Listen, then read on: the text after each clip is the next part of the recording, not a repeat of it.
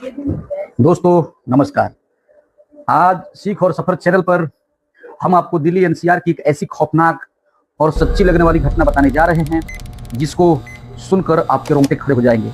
क्या आपने कभी सुना है कि कोई इंसान मर चुका हो लेकिन उसकी आत्मा रोज सुबह तैयार होकर ऑफिस जाए, कंप्यूटर पर काम करे, महीनों तक लोगों के साथ लंच शेयर करे?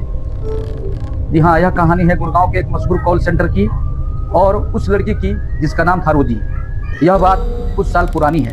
गुड़गांव के एक बड़े कॉल सेंटर में रोजी नाम की एक बेहद खूबसूरत पढ़ी लिखी लड़की ने नौकरी ज्वाइन की। रोजी स्वभाव से बहुत मिलनसार और खुशमिजाज थी।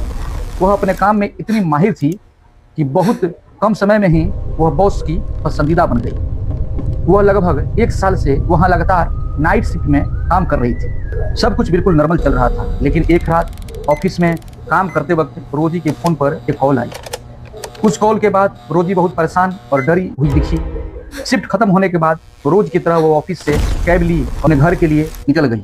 कैब ड्राइवर ने उसके घर के सामने ड्रॉप किया, लेकिन उस रात के बाद रोजी दोबारा ऑफिस नहीं आई। जब रोजी कई दिनों तक ऑफिस नहीं आई, उसका फोन भी बंद आने लगा, तो कंपनी के मैनेजर और उसके कुछ दोस्तों की चिंता हुई। मैनेजर ने ऑफिस रिकॉर्ड से रोजी के घर का पता निकाला और टीम के साथ उसके घर पहुंचे।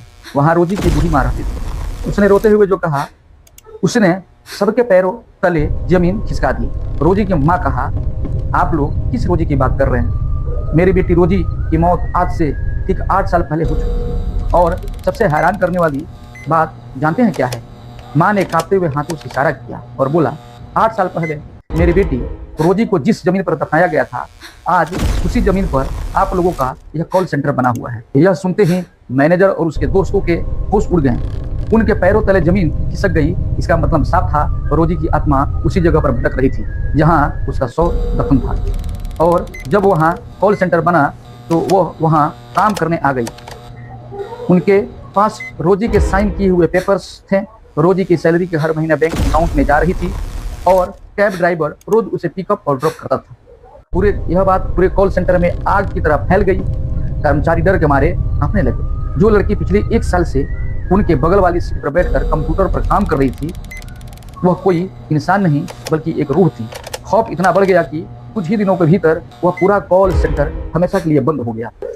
दोस्तों, आपको रोजी की यह रहस्यमयी कहानी और यह खौफनाक ट्विस्ट कैसा लगा? क्या आपको भी लगता है कि ऐसा सच में हुआ होगा? कमेंट बॉक्स में अपनी राय जरूर दें। वीडियो को लाइक करें, शेयर करें। सीख और सफर चैनल को सब्सक्राइब करना ना भूलें। मिलते हैं अगले सफर में एक नई सीख के साथ। नमस्कार।